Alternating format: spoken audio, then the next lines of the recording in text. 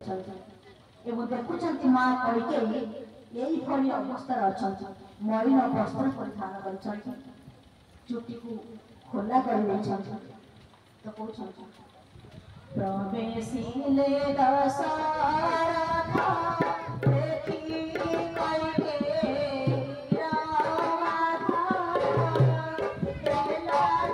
ରାଧା ଦେଲା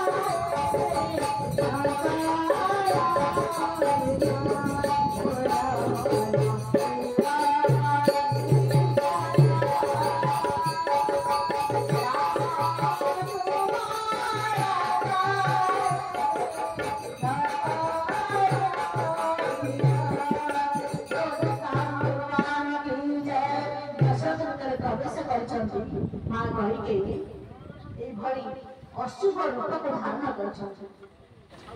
तो शास्त्रकार मैंने कहते माँ माने कदापि चुटी को खोला करवा उचित नुहे, खोला रखा उचित नुहे, कहना ताहा अशुभर प्रतीक।